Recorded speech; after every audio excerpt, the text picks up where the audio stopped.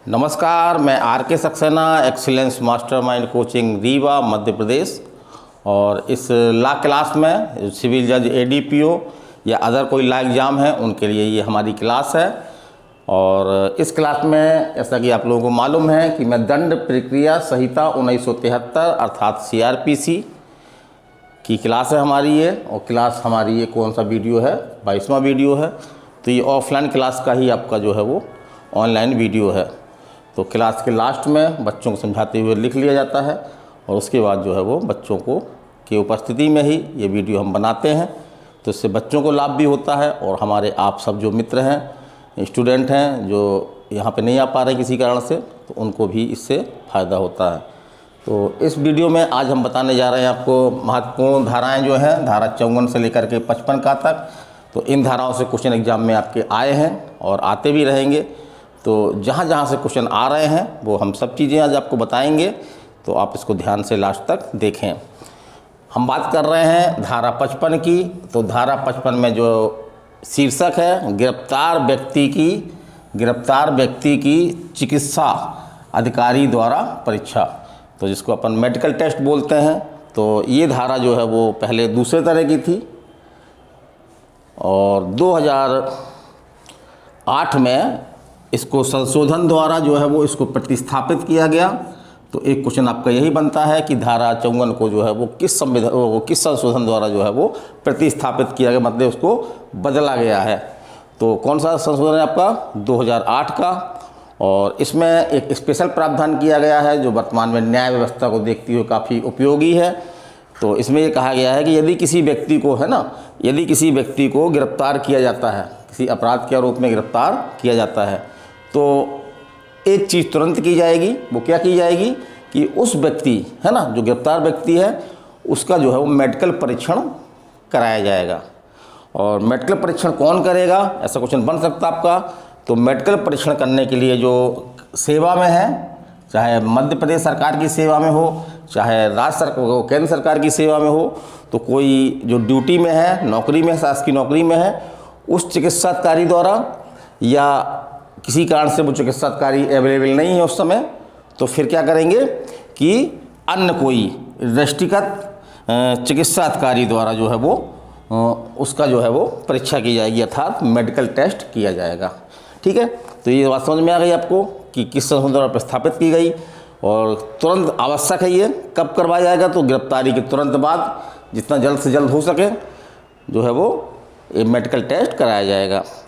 और यहाँ पे दूसरी बात जो लिखी हुई है कि मान लीजिए अगर कोई गिरफ्तार व्यक्ति जो है वो महिला है, तो महिला का जो है टेस्ट परीक्षण जो है वो जो परीक्षा होगी वो किसी जो है वो महिला ही चिकित्सा अधिकारी द्वारा की जाएगी, या कम से कम उसकी देख रेख में की जाएगी, है ना।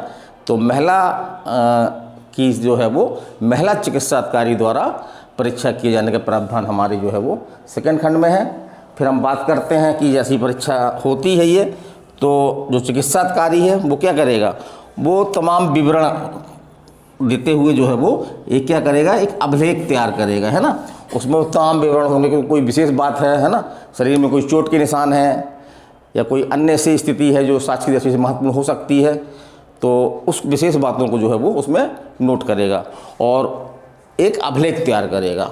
और ऐसा अभिलेख जो है वो जो चिकित्सा अधिकारी है उसके द्वारा जो है वो गिरफ्तार जो व्यक्ति है ना, जिस व्यक्ति की उसने परीक्षा की है, उस व्यक्ति को, या वो व्यक्ति किसी को नामो निर्दिष्ट करता है कि इस व्यक्ति को दे दी जाए, तो उस व्यक्ति को जो है वो जो रिपोर्ट जो है वो दी जाएगी। ठीक है, इतनी बात कही गई है। आशा करते हैं कि आप लोगों को सबको समझ में आ गई होगी। फिर हम आगे चलते हैं। तो धारा 54 का इसका शीर्षक है गिरफ्तार व्यक्ति की पहचान। गिरफ्तार व्यक्ति की पहचान। तो अन्वेषण के उद्देश्य से, है ना, अन्वेषण के उद्देश्य से कई ऐसे व्यक्ति होते हैं जिनके बारे में संदेह होता है कि जिस व्यक्ति के द्वारा अपराध कारित करना दिखाया गया है क्या वही व्यक्ति है ये, है ना। क्योंकि अगर बाद में वो दूसरा व्यक्ति निकल आया तो हमारी पूरी अन्वेषण व्यवस्था ही जो है वो ध्वस्त हो जाएगी। तो पहली बात तो आप ये जान लें कि ये भी जो है वो 2008 द्वारा जो है वो ये धारा जोड़ी गई। नई धारा दिख रही है 54 का, तो 2008 द्वारा जोड़ी गई है। यदि अन्वेषण के उद्देश्य से, है ना, किसके उद्देश्य से, अन्वेषण के उद्देश्य से, साक्ष्य प्राप्त करने के उद्देश्य से अपराध के आरोप में गिरफ्तार व्यक्ति की पहचान मतलब होता है शिनाख्त, है ना, कि फलाना व्यक्ति जो है वो वही है। कोई व्यक्ति को राम कहा जाता है तो क्या वो राम ही है, इस बात को स्पष्ट करने के लिए जो है वो शिनाख्त जरूरी होती है। तो शिनाख्त कराना आवश्यक है। तो पुलिस थाने का भारसाधक अधिकारी, कौन, पुलिस थाने का भारसाधक अधिकारी, ये क्या करेगा, मजिस्ट्रेट से जो है वो प्रार्थना करेगा, मजिस्ट्रेट से ये निवेदन करेगा कि इस व्यक्ति की जो है वो परीक्षा, मेडिकल टेस्ट जो है वो करवाया जाए, है ना, क्योंकि ऐसा है कि अन्वेषण कुछ इसके महत्वपूर्ण साक्ष्य मिल सकते हैं। तो फिर मजिस्ट्रेट निर्णय लेगा, यदि उसको लगता है कि ठीक है तो फिर वो परीक्षण का आदेश देगा। तो वो स्वयं परीक्षण कर सकता है ना, करवा सकता है, देखरेख में करवा सकता है, या किसी अन्य व्यक्ति को इस तरह का दायित्व जो है वो सौंप सकता है। चलिए अब हमने दूसरी बात क्या लिखी है, जहाँ शिनाख्त करने वाला व्यक्ति जो है वो मानसिक या शारीरिक रूप से, तो या अगर कोई जो व्यक्ति उसको जानते हैं, इसकी शिनाख्त करवाना है ना, पहचान करवाना है, और वो व्यक्ति ऐसे हैं जो शारीरिक दृष्टि से या मानसिक दृष्टि से जो है वो अपंग हैं, निःशक्त हैं, तो शिनाख्त को कोई गलती ना हो जाए, न्याय प्रभावित ना हो जाए, तो इस उद्देश्य से ये प्रावधान किया गया है कि ऐसी शिनाख्त जो है वो कौन करवाएगा, मजिस्ट्रेट करवाएगा। माने ऐसी शिनाख्त जो है वो मजिस्ट्रेट के सामने होगी। तो वही लिखा कि मानसिक शारीरिक रूप से निःशक्त है, तो ऐसी शिनाख्त जो है वो मजिस्ट्रेट की, है ना, देख रेख में, है ना, माने वहाँ पर मजिस्ट्रेट उपस्थित हो, तो मजिस्ट्रेट की देख रेख में होगी, तथा उसकी निष्पक्षता को बनाए रखने के लिए एक प्रावधान और इसमें ऐड किया गया है कि उसकी जो है वो वीडियोग्राफी की जाएगी। तो मोबाइल से या कोई कैमरे से उसकी जो है वो पूरी प्रक्रिया की, है ना, जिस दौरान शिनाख्त की जा रही थी, किसी शारीरिक या मानसिक अपंग व्यक्ति द्वारा उसकी पहचान की जा रही थी, तो उस पूरी चीज़ की जो है वो एक वीडियो फिल्म तैयार की जाएगी। आशा करते हैं वो समझ में आ गया होगा। चलिए आगे चलते हैं। धारा 55 का, जब पुलिस अधिकारी वारंट के बिना गिरफ्तार करने के लिए अपने अधीनस्थ को प्रतिनियुक्त करता है तब क्या प्रक्रिया होगी। तो वारंट के बिना गिरफ्तार करने की शक्ति इसको प्राप्त है, वो अपनी शक्ति का जो है वो प्रत्यायोजन अपने अधीनस्थ अधिकारी को भी कर सकता है। जैसे कोई सीनियर पुलिस वाला है, अपने अधीनस्थ पुलिस अधिकारी को जो है वो गिरफ्तार की, वारंट के बिना गिरफ्तार करना है, आप जाकर गिरफ्तार करके ले आइए। तो इसमें क्या प्रक्रिया अपनाई जाएगी। तो इसमें जो जिस व्यक्ति को हमने कहा है, पुलिस अधिकारी ने इस व्यक्ति को कहा है कि आप जा करके गिरफ्तारी करके लाइए, तो उसको वो क्या करेगा, एक लिखित आदेश देगा, है ना। उस आदेश में क्या होगा, जिस व्यक्ति को गिरफ्तार किया जाना है उसके नाम का उल्लेख होगा, उस पर क्या अभियोग है, क्या आरोप है उस पर, उस बात का भी उसमें उल्लेख होगा।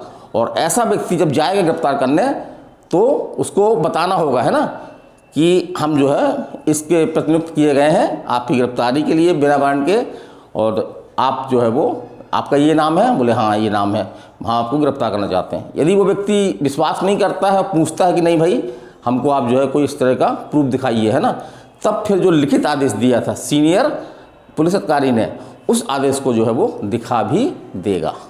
चलिए आगे चलते हैं। हाँ, यहाँ पे एक बात और लिखी गई है कि धारा 55 की कोई भी बात जो है वो धारा 41 में जो पुलिस को वारंट के बिना गिरफ्तार करने की शक्ति दी गई है उसको जो है प्रभावित नहीं करेगी। चलिए अगला चलते हैं।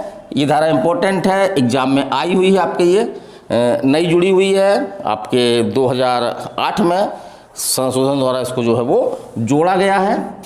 बड़ी ही महत्वपूर्ण धारा है। जनरली ये देखा जाता है कि जिसकी कस्टडी में अभियुक्त होता है तो उसकी काफ़ी पिटाई कर दी जाती है। एक शब्द हमने सुना होगा, थर्ड डिग्री मतलब कि अभियुक्त को कूट करके, अच्छी तरह से कूट करके उससे जो है वो पूछताछ करना, अनावश्यक उसको मारना, तो उसके शरीर को बहुत नुकसान होता है, मानसिक रूप से जो प्रताड़ित होता है। तो इस तरह की मारधाड़ को, है ना, इस तरह की जो पुलिस द्वारा अभियुक्तों के साथ, जो गिरफ्तार व्यक्तियों के साथ जो मारधाड़ की जाती है, उसको नियंत्रित करने के उद्देश्य से जो है वो हमारी धारा 55 का रखी गई है। तो इसमें जो है वो जिस व्यक्ति की कस्टडी में कोई गिरफ्तार व्यक्ति है तो उसका एक जो है वो कर्तव्य बनाया गया है, और वो कर्तव्य क्या है कि वो उसके स्वास्थ्य और सुरक्षा की जो है वो समुचित या युक्त जो है वो देखभाल करे। तो इससे एक प्रेरणा ये मिलती है कि कोई व्यक्ति कस्टडी में होगा तो पुलिस उसको जो है वो प्रताड़ित नहीं करेगी, क्योंकि जब उसको न्यायालय के सामने पेश किया जाएगा तो वहाँ पे वो कह भी सकता है कि हमको मारा गया वहाँ पे, है ना। तो अगर उसको कोई चोट आती है, जैसे कई लोग पुलिस की मार में जो है वो मर भी जाते हैं, है ना, बहुत सारे बवाल हुए हैं, कई बार बवाल हुए हैं। माननीय न्यायालय द्वारा इसमें उच्चतम न्यायालय द्वारा जो है कई मानक निर्देश दिए गए हैं इसमें, तो उनका पालन भी ज़रूरी है। तो उसी प्रकार से ऐसी घटनाओं को रोकने के लिए जो है वो ये धारा हमारी 55 का रखी गई है। तो नई धारा जुड़ी है, तो इसमें क्वेश्चन आपका जो मुख्य बन सकता है कि कब जोड़ी गई है ये, तो 2008 में जोड़ी गई है। और कौन सी धारा है जिसमें ये जो कस्टडी में रखे हुए किसी व्यक्ति को, है ना, गिरफ्तार व्यक्ति को, उसका ये कर्तव्य आरोपित करती है उस पर कि वो उसके स्वास्थ्य सुरक्षा की समुचित देखभाल करे। तो ये किस धारा में कहा गया है, धारा 55 का में कहा गया है, तो इसको आप याद रखिएगा। चलिए आज हमारा यहीं तक क्लास हुई। और हाँ, कई लोगों के फ़ोन आ रहे हैं, मैसेज आ रहे हैं, बच्चे भी आप पूछ रहे हैं कि सर ADPO के एग्ज़ाम में काफ़ी बदलाव हुआ है। तो निसंदेह रूप से बदलाव हुआ है।